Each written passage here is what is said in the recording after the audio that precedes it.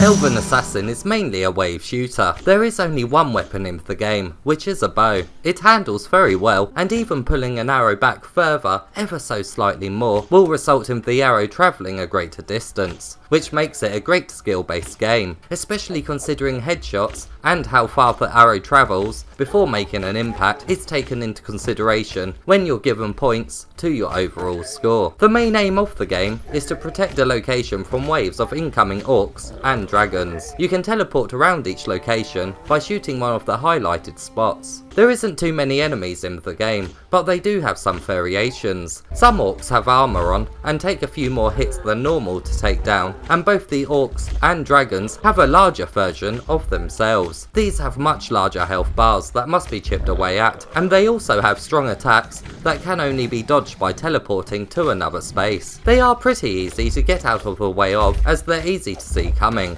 The most fun attacks to dodge come from the orcs though, as they will throw axes your way, which you can either move out of the way of, or the quicker option is to simply duck under them. The axes do make a sound as they soar through the air, so even if you don't see one coming, you're certainly still given the chance to move out of the way. This does make it a game that you will need to stand to play. A seated position really isn't an option here. You will absolutely not want to get hit by one of these attacks either, as it will momentarily take you out of the action. This allows the enemies to freely move closer to the place that you're protecting. If they damage it enough, it will be game over, and you will start from the first wave again. To begin with, it can be a little tough to reach a very high wave number, but each time you do finish a game, you are presented with a results screen. Here your XP is rewarded, along with how much gold you made. Each time you level up, you are given points to spend on spells. Some spells you can use include fire arrows, which burn the enemy for a short amount of time.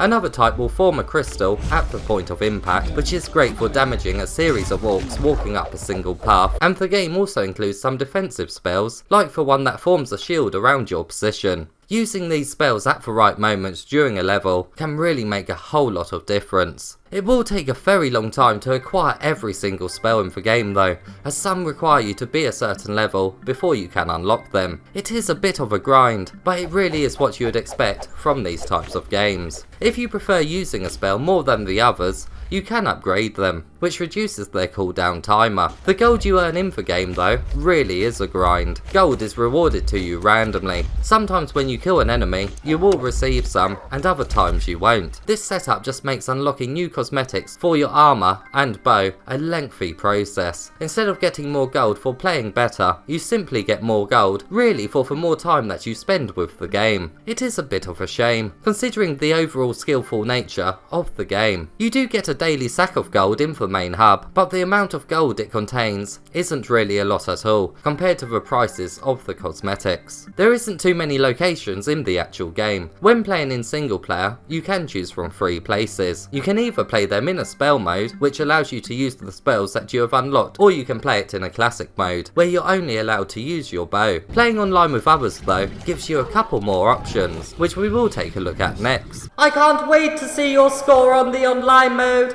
I bet this is going to be an embarrassing moment for you. I'm actually pretty good with a virtual bow and arrow, Mr Oculus. I have had a bit of practice in VR games before. Well, you would say that. You have to look good in one of your reviews. Let's see exactly how good I am then.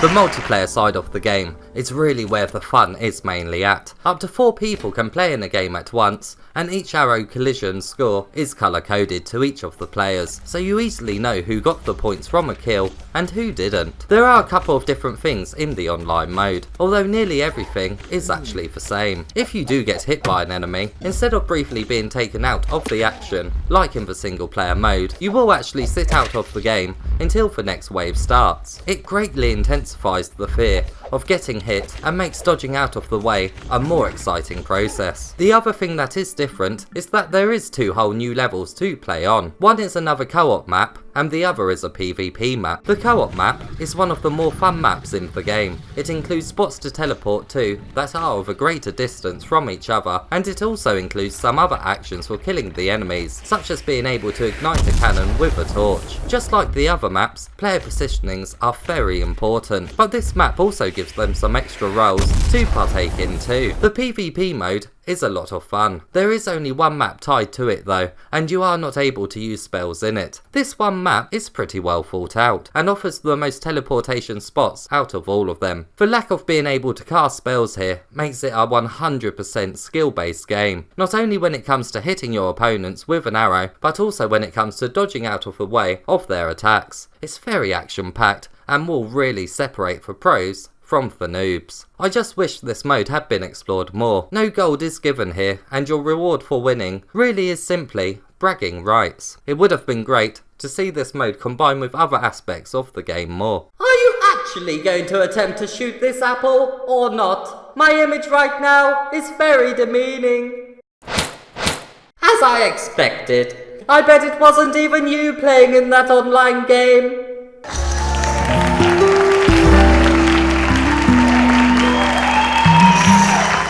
This is a pretty fun game, mainly due to the bow and arrow mechanics working so well, as well as the inclusion of the online mode. It really is a blast to play online with others. It's actually got one of the better online screens, as you can see exactly how many people are playing on the servers at one time, and it also includes an option to have your mic turned on constantly, or to have you hold a button to talk. It'd be great to see these things present in all of our quest games from now on. Overall, the game can be a pretty big grind to actually unlock everything. Some sort of grind is normally present in these types of wave games, but here it is pretty overwhelming, especially for the amount of different enemies and maps the game includes. Repetition will kick in pretty quickly, but luckily there is a whole lot of spells to unlock that change up the gameplay slightly. I just hope we see more updates to the PvP mode in the future. Maybe I was a little too hard on you. An apple is quite small to hit when compared to an actual person. We should have started with a watermelon. There is still time.